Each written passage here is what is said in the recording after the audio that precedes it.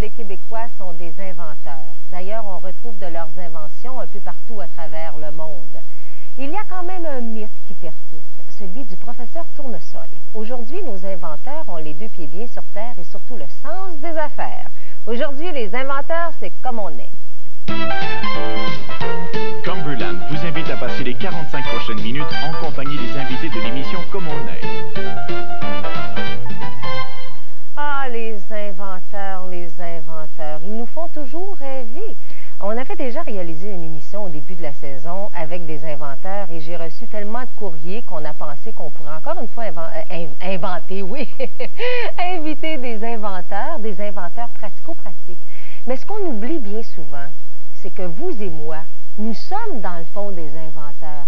Nous avons à inventer à chaque jour de l'année notre vie, à inventer notre bonheur. Et ça, je pense que c'est la plus belle invention. D'ailleurs, notre premier invité pourrait nous en parler parce qu'il a décidé d'inventer alors qu'il avait pris sa retraite. Bonjour, M. Julien Dubé, comment allez-vous? Très bien, vous-même. Oui, ça va bien, en pleine forme. Je suis heureuse de vous accueillir. Très heureux. Surtout que vous avez un côté très positif dans la vie. Vous avez commencé à inventer à quel âge, vous? Ben, aux alentours de 68. Vraiment, d'une façon constante. Et qu'est-ce qui vous a donné envie de... Est-ce que vous étiez un bricoleur? Oui, disons, par hérédité, j'avais un père qui était bricoleur et patenteux. Hein? Alors, j'ai hérité de lui là, la conception de développer toujours quelque chose. Est-ce que votre père, c'était un professeur Tournesol? Non, pas nécessairement, non. Mais vous savez, pour inventer, c'est qu'il faut avoir, comme base, il faut être curieux. Et puis, il faut vouloir aller au fond des choses. Parce qu'on est entouré de choses là, qui ne répondent pas toujours à ce qu'on aime. Alors, c'est d'essayer de contourner, puis de trouver là, ce qui va nous satisfaire davantage. Vous aviez ces deux qualités, si je comprends bien. Ben oui, ça a l'air tout ça. Qu'est-ce que vous avez inventé? D'ailleurs, votre invention fonctionne très bien. Là. Oui, oui. Disons que de base, j'étais un amateur de fondue. Et je trouvais ça embêtant de manger de la fondue avec... ces fameuses fourchettes qui sont constamment entrecroisées. Alors, ça devenait incommodant de manger de la fondue. Vous n'êtes pas le seul à penser ça. Ben non. Je suis tout à fait d'accord avec vous. Je peux vous dire, depuis, là, on a eu la réaction que tout le monde sont d'avis que ça aurait dû exister depuis longtemps. Donc, vous avez inventé le suspendeur. C'est ça. Et vous avez inventé un nom aussi, c'est pas dans le dictionnaire. Non, c'est un nom qui appartient à ceci, qu'on ne peut pas retrouver dans le dictionnaire. Montrez-moi ça. Alors, on a entendu parler de ce petit suspendeur. Oui. Je pense vous avez fait des malheurs au Salon de l'habitation récemment, vous? Oui, assez. Oui, on a le Salon de la femme aussi l'an dernier. Puis le prochain salon qui s'en vient, on va faire encore la même chose. Alors, il fallait juste y penser. Oui. Ça s'adapte sur tous les plats fondus existants. Vous avez... la base ici, sur laquelle il y a 3 tiges qui sont extensibles pour aller chercher le diamètre de votre plat fondu. Et vous avez 2 combinaisons interchangeables pour aller chercher la forme de votre plat fondu, parce qu'elles ne sont pas tous semblables. Et après ça, vous installez ça de quelle façon? Vous installez ça sur le plat, comme ceci. Quand c'est bien ajusté, pour vous montrer jusqu'à quel point, c'est qu'il n'y a aucun danger que ça soit renversé quand on s'en sert. Et vous avez le plateau ici, là, qui accommode des fourchettes, qui accommode 8 fourchettes, qui est aussi ajustable pour aller chercher la longueur de vos fourchettes et le niveau du bouillon que vous avez. C'est merveilleux, ça. Vos fourchettes sont comme ceci, ça veut dire que vous faites de la cuisson en suspension et non plus avec la viande qui est collée au fond du plat. Il n'y a personne qui a raison maintenant de manger avec la fourchette de son voisin. Non, parce qu'elle est toujours devant vous. Elle n'est jamais l'autre côté parce que vous êtes toujours en face de votre fourchette. À ce moment-là, vous pouvez éliminer les couleurs parce que vous n'avez pas à la chercher pour la couleur, c'est qu'elle est devant vous, c'est votre fourchette. Et ça devient sécuritaire, surtout avec les jeunes enfants qui vont chercher leur fourchette comme ceci. C'est que leur fourchette est devant eux, Quand ils l'apprennent et qu'ils la rapportent, ils n'entrecroisent personne. Comment avez-vous réussi? Bon, là, c'est breveté, ça. Oui. Vous en vendez aux États-Unis. On a vendu même en France et en Suisse. Donc, vous êtes rendu international. Oui. Comment êtes-vous arrivé jusqu'à ce succès? Bon, il s'est agi de Parce qu'il y en a beaucoup qui inventent, hein, mais ils se rendent pas. Non, j'ai fait mes prototypes. Puis de mes prototypes, après ça, ben, il a fallu savoir qui pouvait le fabriquer. Les premiers prototypes étaient en métal. On est allé chercher ce matériel-là qui résiste à la chaleur, qui va au lave-vaisselle, qui est incassable, par rapport à son prix. Et qui vous a aidé à aller chercher ce matériau? Ah ben là, c'était une initiative personnelle de solliciter les fabricants, jusqu'à temps que j'ai trouvé celui-là qui pouvait le fabriquer. Puis vous avez un associé de taille actuellement à Saint-Hyacinthe. Oui, j'ai un associé qui s'appelle Spécialité MB de Saint-Hyacinthe, qui est le fournisseur de la viande à fondue dans tous les marchés d'alimentation. Alors, c'est ce qui nous a permis avec lui d'entrer dans tous les marchés d'alimentation, parce qu'on est chez Métro, on est chez IGA, et puis on est dans plusieurs boutiques de cadeaux présentement. Monsieur Dubé, ça vous a coûté combien en investissement? L'investissement a été au-delà de 50 000. Vous avez récupéré? Déjà, oui. Ouais. Puis ça a dû changer votre vie, ça? Bien, c'est sûr. Quand on se ramasse à 70 ans, Madame, avec un succès semblable... Je suis occupé à plein temps avec ceci. Vous avez rajeuni, je suis certaine. Bon, je suis mal placé pour m'apprécier à ce niveau-là, mais on me le confirme. Mais est-ce que vous pensiez réaliser une chose semblable dans votre vie? Non, disons que ça a dépassé là, ce que je pensais qu'il était pour devenir.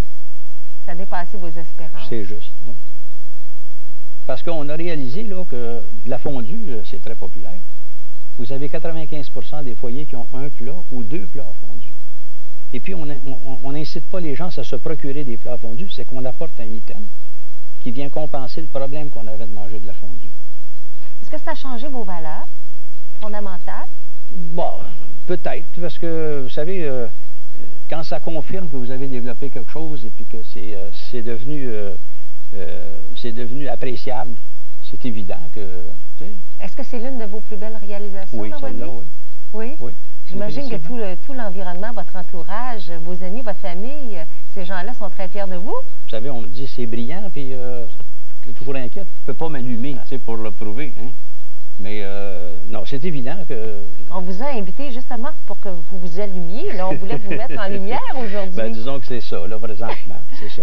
Alors, je vous félicite beaucoup pour ce que vous avez fait. Ça coûte combien, là, si je veux me procurer ça? Disons que présentement, dans les marchés d'alimentation ou dans le commerce, le prix suggéré est d'environ 8 $, 8,50 $. C'est très accessible. Oui, définitivement. C'est pratico-pratique. Il fallait y penser. Absolument, c'est ça. Puis ça prenait M. Dubé pour faire ça. Ça semble être ça. Vous allez rester des nôtres parce qu'on est toujours dans la cuisine, immédiatement après la poêle. Oui, après la pause. Je vais vous présenter quelqu'un qui a inventé je vais vous le dire après la pause.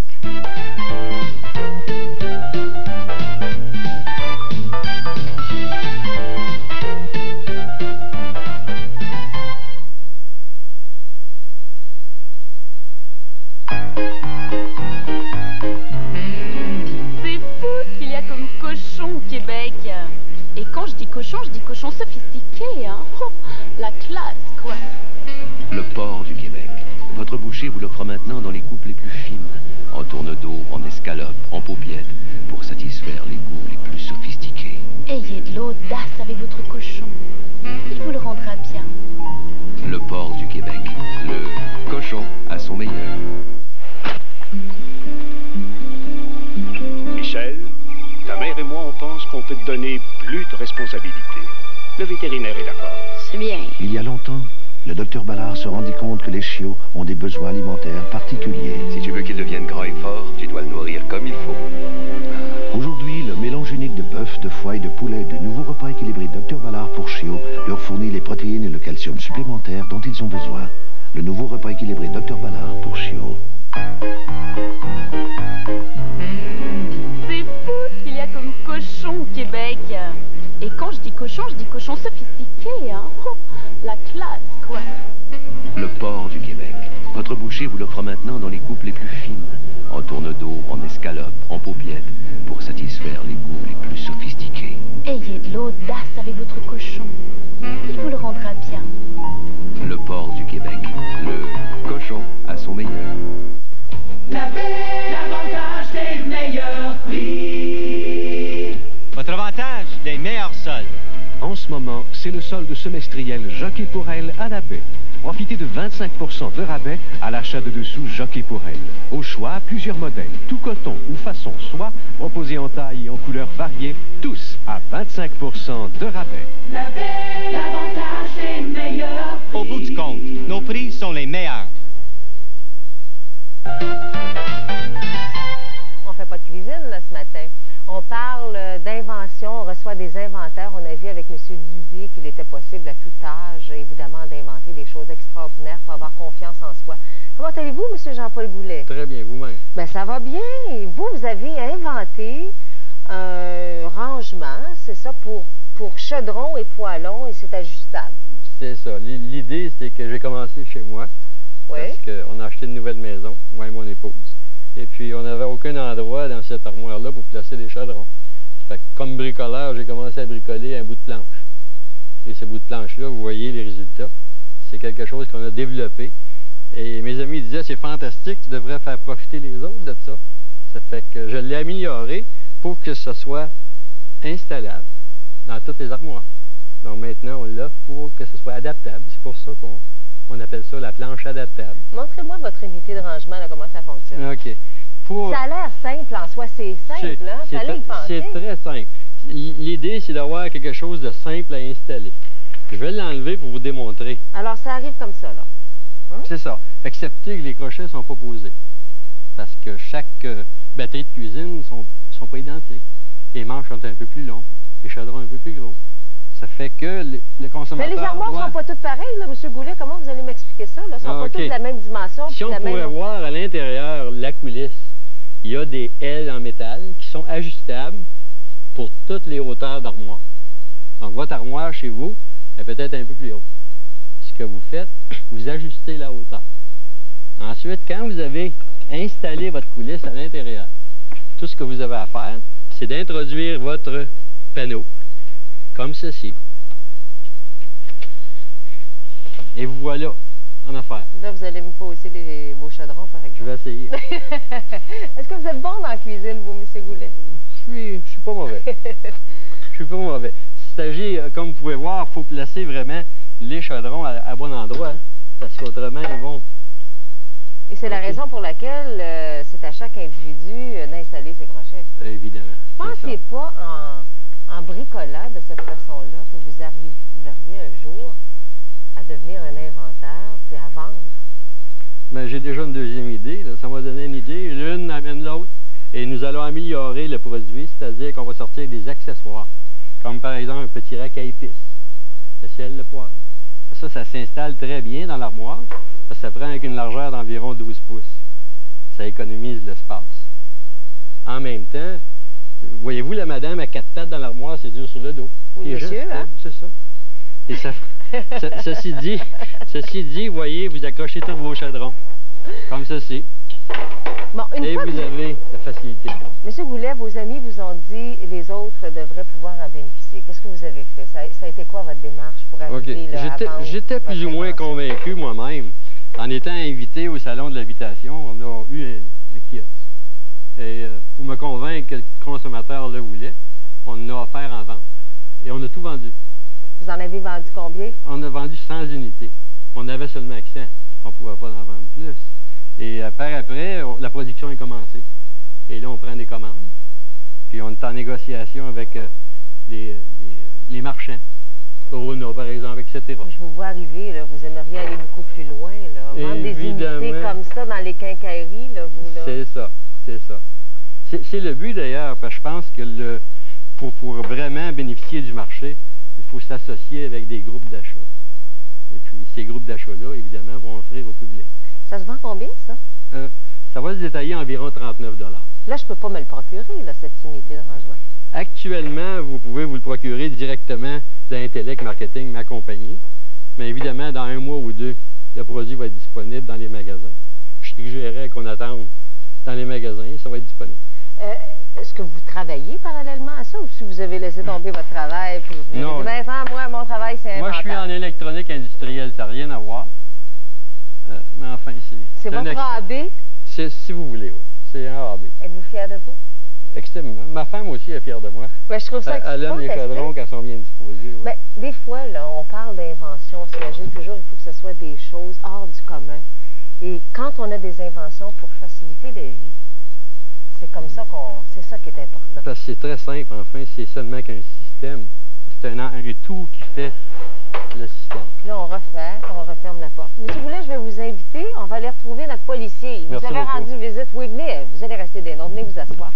Notre policier, Daniel Paquette, qui nous avait rendu visite lorsque nous avions fait, en début de saison, une émission avec des inventeurs. Comment ça va, Daniel? Ça fait plaisir de vous revoir. J'ai reçu tellement de lettres suite à votre passage. Les gens voulaient connaître le nom de votre livre. Vous avez inventé beaucoup de choses.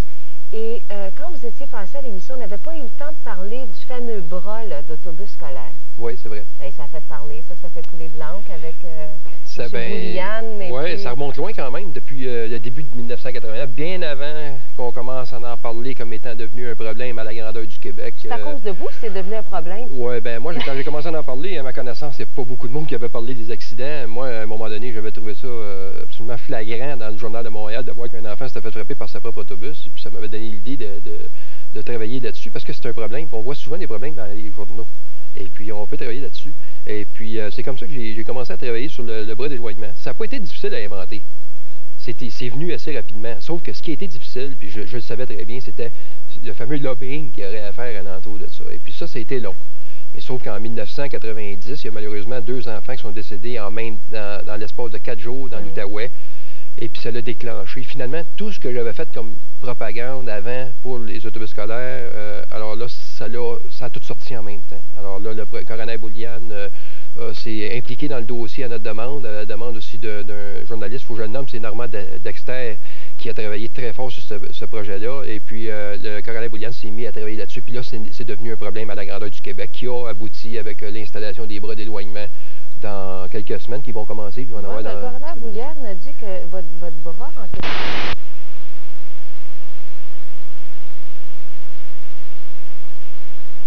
Et pourtant, il va en avoir beaucoup d'installés là, sur les autobus. On va le savoir après. C'est parce que il faut comprendre que le coroner Bouliane a ses idées. Et puis, moi, j'ai les miennes. Et puis, le gouvernement a les siennes. Et puis, il y a une question d'argent aussi là-dedans. Moi, je ne peux pas prendre d'argent dans les poches du gouvernement et de dire, moi, je vais les payer, ces choses-là. Alors, eux autres ont jugé que le bras d'éloignement était l'affaire présentement, au moment où on se parle, la plus simple, la plus efficace et la moins dispendieuse, qui devrait sauver. Je suis d'accord que ça ne sauvera pas toutes les vies, parce que le bras d'éloignement va servir à éloigner l'enfant. Alors, le chauffeur va être tout le temps en contact visuel avec l'enfant. Mais ça n'empêchera jamais un enfant, par exemple, de partir en courant, de passer en avant d'autobus, puis qu'une auto passe à côté. Puis on sait très bien, vous savez très bien, que les gens ne respectent pas encore l'enseigne d'arrêt sur le côté. Mais peut-être que ça, c'est très simple à penser aussi. Qu'est-ce que vous faites quand vous avez un arrêt qui apparaît devant vous? Vous arrêtez, vous repartez. On est, comment je dirais bien ça, on est cédulé ou programmé à arrêter une enseigne arrêt et à repartir. Présentement, on met une enseigne arrêt, on s'aperçoit que les gens ne répondent pas parce que ça l'apparaît tout d'un coup. On rajoute des lumières, on est en train d'en faire un arbre de Noël. Moi, je lui ai dit, mais pourquoi vous ne mettez pas un feu de circulation carrément à côté? Le vert, quand l'autobus s'arrête, il tombe jaune, puis quand l'autobus est complètement arrêté, ça tombe rouge, l'enfant va traverser, puis on est habitué à ça, un feu de circulation. Alors, c'est peut-être de refaire un peu le système, là, partir à zéro. Parlons de circulation, est-ce que vous avez envie de faire la circulation de mon émission? Monsieur Paquette? Pas nécessairement. Mais ça, c'est Je vais passer le plan fondu pour qu'on puisse voir très, très bien. Qu'est-ce que c'est que ça? Pour ça, en fait, ce que vous avez ici, c'est simplement, on va appeler ça en tant qu'inventeur, un bidule de présentation. En fait, ce que j'ai inventé, c'est en passant avec l'inventeur Gérard Labranche, parce qu'on est 2 inventeurs. Moi, je travaille beaucoup avec les autres inventeurs. Je travaille rarement tout seul. Et puis, quand j'ai une idée, j'approche d'autres inventeurs qui sont un petit peu plus efficaces que moi dans le domaine dans lequel je veux inventer, par exemple. Et dans ce domaine-là, c'était dans l'électronique. Alors, M. Labranche, ensemble, on a monté un petit bidule en électronique qui s'installe à l'intérieur des feux de circulation existants. C'est tout petit, avec une batterie à bord de ça. Et puis qui s'installe dans les feux existants aux intersections. Alors, ce qui se produit, c'est lorsqu'il y a une panne électrique, aussitôt que la panne se déclenche, vous allez remarquer, vous avez le feu vert qui est allumé. Alors, automatiquement, je coupe le courant et le feu rouge se met à clignoter. Ça va clignoter pendant, ça peut aller jusqu'à 9h30, dépendamment des villes. Les villes vont pouvoir choisir soit 4h ou 9h30. Et ça veut dire qu'on est obligé de faire un arrêt? Vous faites un arrêt. Alors, c'est fini les accidents sur les coins de rue, là. Et puis nous, en tant que policiers... C'est brillant, ça. Ça, je trouve ça brillant parce que, M. Paquette, avant que les employés du service de la voirie arrivent à installer des panneaux indiquant qu'on doit faire un arrêt, parfois, ça peut prendre le mal est fait. Le mal est fait, puis je vous compterais... Ça coûte cher aux municipalités? Ça coûte une fortune. Je vais vous compter plus que ça. Moi, je suis policier. On a reçu un ordre il n'y a pas longtemps qu'on a trouvé un petit peu, peut-être un peu exagéré, pour vous montrer jusqu'à quel point c'est un problème. On a demandé, lorsqu'une tempête, par exemple, lorsqu'on a une alerte météorologique, on nous demande d'aller s'installer sur les coins de rue dangereux dans l'heure de pointe, au cas où il y aurait une panne électrique, pour être prêt le plus rapidement possible à faire la circulation. Imaginez.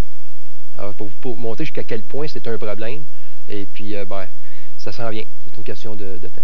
Vous avez réalisé combien d'inventions, vous, là? Moi, j'en ai réalisé.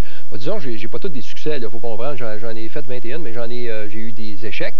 Je peux dire que j'ai 11 succès, dont 2 qui vont sortir bientôt. Et puis, présentement, je travaille sur 5 projets d'invention différents en même temps, toujours avec d'autres inventeurs, jamais tout seul. Pourquoi vous travaillez avec d'autres? Bien, parce que vous avez entendu M. Dubé tantôt, quand il a parlé qu'il avait investi 50 000 $. Ben moi, je pense qu'il y a moyen d'inventer ici, au Québec, sans dépenser 50 000 $, en se servant des connaissances des autres. Et puis, moi, je partage beaucoup. Moi, que j'ai 20 10 5 de mon invention, pour moi, ça n'a aucune espèce d'importance. En bout de ligne, je veux que mon produit sorte. Alors, vous avez 11 succès, là, vous devez avoir un petit peu d'argent dans vos poches, là, M. Paquette. Ben, c'est justement, mais c'est pour ça que j'encourage les autres inventeurs à faire pareil. M. Dubé a dépensé 50 000, il faut comprendre que c'est pas 50 000, il ne faut pas que ça fasse peur aux gens aussi. Mais quand tu parles de 50 000, est-ce qu'il compte son temps, là, ou 50 000? Il compte pas son temps. De votre argent que vous aviez? Ouais, c'est sur une période de, mettons, de 2 ans, parce qu'au début, j'ai déjà fait faire un premier moule qui coûtait pas très cher, mais qui n'était pas aussi satisfaisant. Alors, il y a eu un deuxième moule. Alors, ces investissements-là se font sur une certaine période. On a commencé à avoir du premier moule des retours qui nous a aidés à prolonger puis aller chercher les investissements qu'on avait besoin. Est-ce que ça vous coûte cher, la mise en marché de votre unité de rangement? Ce produit-là, pas tellement cher, mais on peut parler de 3 000 à 4 000 $ pour le début. Évidemment, là, si on doit en faire une distribution en masse, ça va demander beaucoup plus de capital. Mise en marché, du marketing. Évidemment, et la production, et l'endroit où le produire. Mais ça, c'est des choses, comme M. Paquette disait tantôt, on peut s'associer avec des gens, on peut développer un certain potentiel financier avec d'autres personnes. Et tout le monde en profite. Vous savez déjà, en ayant testé au Salon de l'Habitation votre invention, vous savez déjà que ça plaît. C'est ce qui m'a convaincu d'aller de l'avant. C'est ça. Il va pouvoir dire aussi probablement dans 5 ans, j'ai investi 100 000 $ dans mon invention. Mais comme M. Dubé, c'est par étapes. Et puis, vous savez, M. Dubé, quand il a fait son premier tantôt qu'il a dit en métal, ben, il l'a mis sur une table, il l'a mis dans un plat, puis il a demandé à son épouse qu'est-ce que t'en penses. Puis elle a sûrement répondu, mais c'est fantastique, il aurait dû penser à ça avant. Déjà, il est intéressant d'investir un autre 1000 pour aller chercher d'autres produits, pour aller chercher d'autres, des brevets, des choses. Ça prend du support, mais c'est ça, mais il faut être convaincu de son produit. Il aurait pu arriver à la première étape et dire, j'abandonne, les gens n'aiment pas ça, j'abandonne. Il aurait sauvé un peu. Déjà à ce moment-là, vous avez l'investissement pour vous protéger qui est des brevets. Canada et États-Unis, c'est 8 000 $. C'est un investissement considérable, ça? Il y a moyen de dépenser beaucoup moins que ça. Oui, il y a des lois que les gens ne connaissent pas. Il y a la loi de la petite entité. Ce qu'on a de la petite entité. C'est une loi. M. Boisvert pourra vous en parler tantôt. Oui, c'est une petite entité. C'est une loi qui a été faite pour le particulier, l'inventeur particulier. Sauf que l'inventeur particulier, lui, n'est pas capable de déposer un brevet par lui-même, généralement. Ben, il y a des gens qui sont capables d'écrire un brevet et de le faire signer par l'inventeur et de l'envoyer, ça coûte à peu près 1 500 $. Puis ça, on a des personnes qui sont capables de le faire. C'est important que les gens sachent ça, parce que sans ça, vous tombez à 3 500 $ chez des agents de brevet. Il faut se servir des lois qu'on peut, mais évidemment, il faut être au courant. Il faut avoir des connaissances. Vous allez me parler de votre association là, tout à l'heure, M. Paquette, mais pour l'instant, moi, je suis intéressée au professeur Tournesol. Est-ce qu'on vous a déjà appelé professeur Tournesol? Ou... Ouais, Est-ce qu'on pense que les inventeurs, c'est des drôles de monde? Ben, quand je vais dans les écoles, je fais des conférences dans les écoles avec les enfants, puis la première question que je lui demande, de quoi ça a l'air un inventeur? Puis c'est gros, parce qu'ils me répondent toujours, ben, un vieux bonhomme avec des lunettes, puis il travaille dans ses éprouvettes. Puis je commence d'ailleurs mon livre de cette façon-là. Les enfants, ils nous identifient à ça. Mais on leur donne tous les exemples. On leur donne le professeur Tournesol, le professeur Boff. C'est tous des vieux bonhommes avec des lunettes et pas de cheveux. Je suis pas encore rendu là. Ça peut venir, par exemple. Mais, donc, les inventeurs ont les deux pieds bien sur terre et ils ont le sens des affaires. Il faut. Après la pause, je rencontre un inventeur qui est tout à fait charmant.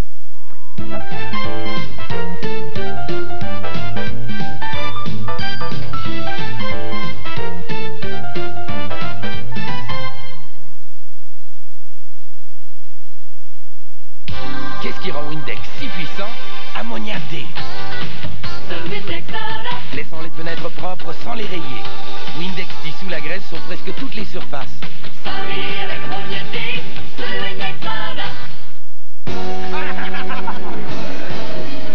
Hey! Yo! Mais voyons, t'as pas l'air de bonne humeur, toi, là. Qu'est-ce qu'il y a? Ah non, y a rien. Pas l'air d'un gars qui a rien. Ta blonde, c'est ça, hein? Laquelle? Oui, moi. Hey, les gars, s'il vous plaît, là. Sacré Jean, toujours la même, hein? Le temps arrange les choses. En tout cas, ça fait du bien d'en parler. Ah, ouais. 12 pour 1. Et un pour tous. Qu'est-ce qui rend Windex si puissant?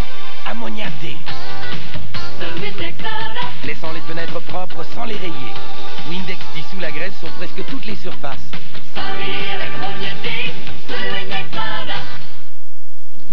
Joseph Banks vient d'apprendre une terrible nouvelle. Un nuage cérébral, c'est extrêmement rare. Il ne lui reste que 6 mois à vivre. C'est alors qu'on lui offre de devenir millionnaire. Vivez-en roi, il vous est en homme, Joe. À condition de respecter les clauses d'un pacte infernal. Je serai votre héros.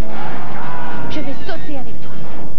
Les grands films, diffusés exceptionnellement mardi à 20h.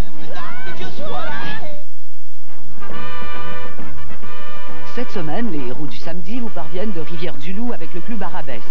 Laissez-vous entraîner au cœur du monde du cinéma, de James Bond, Agent 007, au bal de Sissi, en passant par Rocky. Le cinéma des Arabesques prouve que le patinage artistique est bien vivant dans le Bas-Saint-Laurent. Les héros du samedi et le club Arabesque de Rivière-du-Loup, on brise la glace.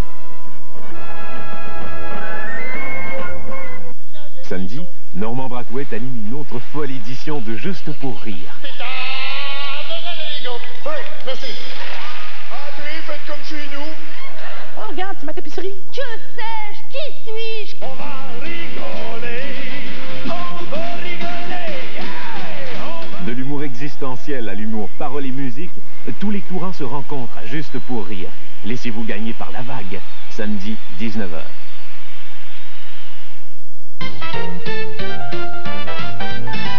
Moi, j'aime ça aujourd'hui me retrouver avec des inventeurs parce que je trouve qu'on n'utilise pas assez notre imagination. On a peur, on a des craintes et bien souvent on pourrait réaliser des choses extraordinaires. Notre prochain invité, M. Boisvert, est-ce que ça vous gêne que je dise que vous êtes octogénaire? Non, ça ne me gêne pas du tout. Il semblerait que vous faites attention à votre alimentation, oui, à l'environnement. À l'environnement un peu et à mon alimentation. C'est mon objectif principal de me tenir bien en vie. Qu'est-ce que vous avez inventé, vous, M. Boisvert? J'ai inventé quelque chose, la disparition des odeurs d'un cabinet de toilette, ce qui affecte tout le monde. Je connais personne qui n'est pas affecté par ça. Vous avez donné envie d'inventer ça, là? Oui, bien, parce qu'on est obligé d'installer des ventilations, et puis du push-push pour embaumer ça. Et puis ensuite, j'étais dans le département de la construction, enfin, je sais ce que c'est que de ventiler. Donc, et puis, ce que ça coûte. Vous avez inventé ça. Je ne sais pas si on peut bien voir cette... Oui, bien, on pourra peut-être le sortir. J'ai pensé qu'au lieu de ventiler toute une salle de toilette, qu'on était mieux de ventiler seulement que la cuvette du cabinet, et non pas toute la pièce, toute la salle. Mais où vont les odeurs, M. Boisvert? Les odeurs, c'est biodégradable, elles s'en vont à l'arrière dans le mur et ça meurt là. Il n'y a aucune odeur qui s'échappe de la cuvette avec cet aspirateur-là. Est-ce qu'il y a un produit là-dedans? Est-ce qu'il y a un produit chimique? Il n'y a aucun produit. Mon ami Louis-Paul Allard, là, il n'y a aucun produit chimique Puis il n'y a aucun entretien, il n'y a aucun filtre, d'autres choses. On installe là, puis c'est fini. Est-ce que vous vendez votre invention actuellement? C'est en vente. Là, ce sont des prototypes que j'ai fabriqués moi-même dans mon garage. Et puis j'en vends comme ça pour expérimenter, puis les essayer et les vérifier. D'ailleurs, j'en ai un d'installé dans ma maison et c'est absolument efficace. Aucun problème. Vous avez commencé à inventer à quel âge, vous, M. Boisvert? J'ai commencé, j'avais 76 ans quand j'ai commencé ça. C'est merveilleux. Bien, dans votre garage. Il était temps. Et vous avez investi combien jusqu'à maintenant? Dans cet adapteur-là, environ 32 34 000 $. C'est beaucoup d'argent, ça? Oui, c'est beaucoup d'argent. Parce que là, vous n'avez pas eu le retour de l'ascenseur encore. Là. Non, non, pas encore. Mais vous êtes allé plus loin avec votre invention qui s'appelle Covento? Covento, c'est le nom de ma compagnie, oui.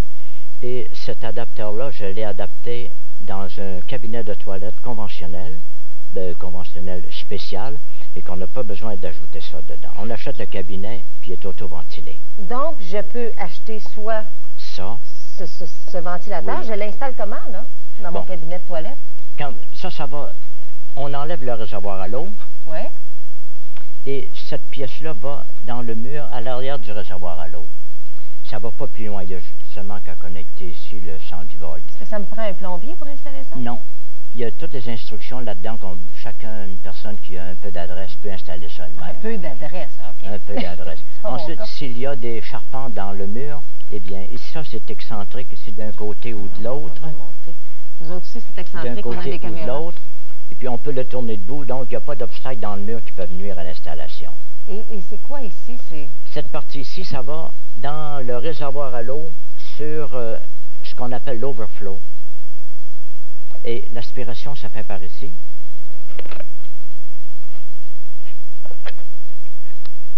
Comme ceci, donc. C'est comme ça. C'est ça que ça donne. Bon. Et puis le réservoir à l'eau, le dos du réservoir à l'eau vient ici. Ça monte un peu plus. Et quand le couvercle est établi dessus, bien, on ne le voit pas, ça disparaît complètement. Alors ça s'adapte à n'importe quel cabinet? N'importe quel cabinet de toilette avec un réservoir à l'eau et un tuyau de trop-plein à l'intérieur. Mais vous êtes allé plus loin. Vous avez inventé le cabinet au complet. Ah oui, j'ai le cabinet au complet. Ouais. Et ça, vous avez puisé encore une fois dans vos réserves personnelles. Réserve de personnel, oui, puis beaucoup d'expérience et d'achat de toilettes, puis de cassage. Là, vous avez investi combien là, pour le cabinet de toilette? Vous êtes rendu à 35 000 avec ça? Oui, le cabinet dépasse de 100 000. Oh, là, oui, là. Oui. Vous avez grugé votre fonds de pension, là, vous? Oui, j'ai fait un trou dedans. Qu'est-ce que votre femme pense de ça? Elle en pense que je lui dois beaucoup parce qu'elle m'a supporté. Il n'y a rien de pire pour une femme que d'endurer un inventeur. Oui, c'est vrai. Oui. Mais on ne pense pas comme les autres. On est toujours absorbé, on est distrait. Mais vous n'étiez pas comme ça avant? Non. Avant, je n'étais pas comme ça. Vous avez changé. À 76 ans, vous avez changé. Oui. Vous êtes devenu distrait. Il était temps. Vous êtes drôle en plus. Vous avez un sens de l'humour fantastique. Mais est-ce que vous pensez là que vous allez faire de l'argent avec votre invention? Je le pense parce que là, je n'ai plus d'amélioration à faire. Là. Aucune amélioration depuis 6 mois. Là. Et puis, je pense que c'est temps d'aller sur le marché d'ailleurs. Est-ce que vous avez une compagnie qui veut vous supporter là, dans votre cabinet de toilette? Oui. J'ai des compagnies qui sont intéressées, et surtout pour l'adapteur. L'adapteur se vend combien si moi j'en achète un? L'adapteur se vendrait environ 49,95. Et c'est déjà le prix, 49, plus TPS, plus TVQ. Et le cabinet de toilette, ça coûte combien de plus? Il va se vendre à peu près 80 $ de plus qu'un cabinet conventionnel. Mais ce qu'il y a, vous n'aurez plus besoin de ventilation spéciale. Aucune odeur va s'échapper. Il n'y a plus de boulons d'ancrage au plancher. Puis la consommation d'eau est coupée de 60%. Il n'y a pas de pollution. Aucune pollution. Monsieur Boisvert, je viens de rajeunir de 10 ans grâce à vous. Oui, ça me plaît. Je sais pas, je me sens légère et je me sens bien. J'aime ça, votre compagnie. Je vous trouve super sympathique. Merci vous souhaite beaucoup. tout le succès que vous méritez. Vous le Merci méritez beaucoup. bien. On s'arrête quelques instants et au retour, nous allons parler de l'Association des inventeurs du Québec. On va vous donner un numéro de téléphone et surtout des moyens si vous avez envie d'inventer, de rencontrer des inventeurs brillants et audacieux.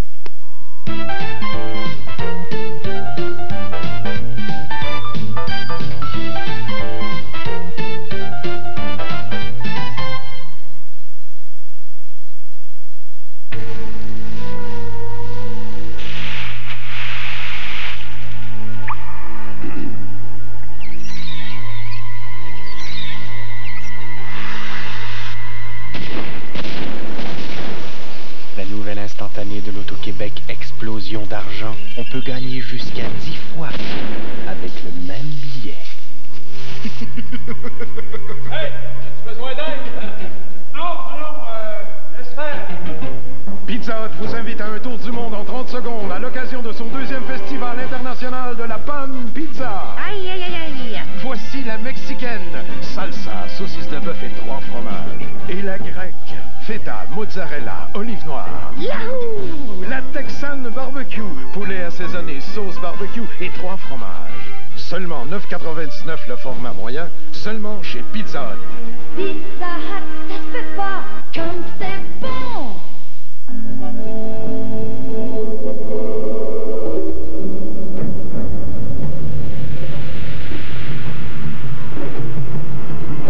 Comme fabricant de camions depuis 90 ans, nous connaissons bien l'importance des freins anti-blocage et de la traction intégrale. Pour mener votre famille à travers les hauts et les bas de la vie quotidienne. Camion GMC, la force de l'expérience.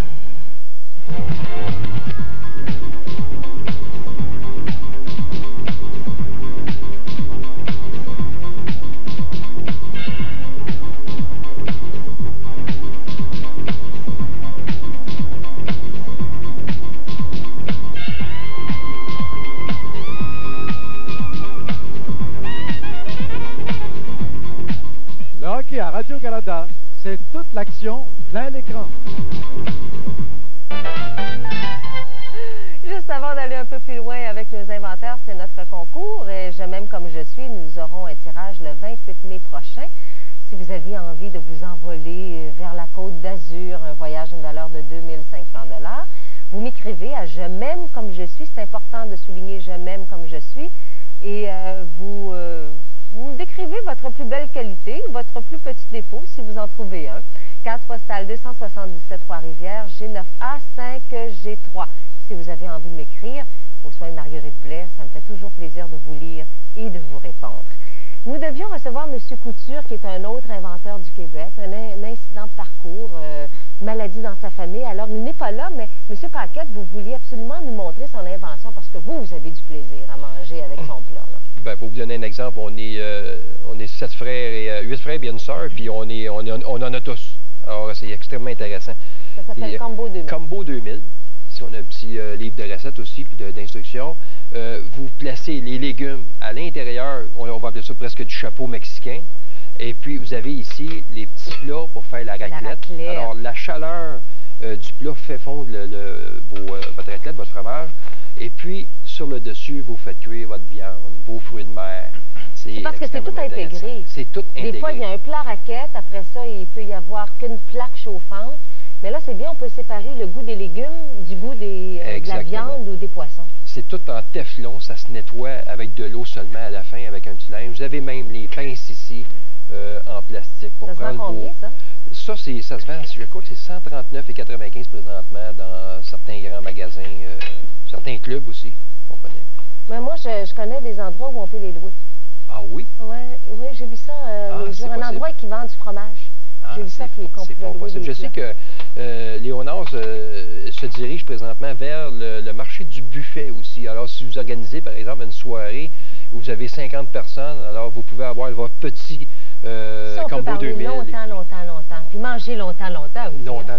Il ne nous reste pas beaucoup de temps, Daniel. C'est important de souligner qu'il y a l'association. Avant, je pense que c'était le Fonds de solidarité des inventaires, là. C'est changé, on change, oui, c'est ça, parce qu'on a contenu qu'on trouvait que ça ressemblait peut-être un petit peu trop au Fonds de solidarité des travailleurs, puis ça pouvait induire des gens en erreur. Alors on a décidé de changer. Des inventeurs. Des inventeurs. Et des travailleurs. C'est exactement, c'est ça. On va donner le numéro de téléphone, c'est le 514-665-4312.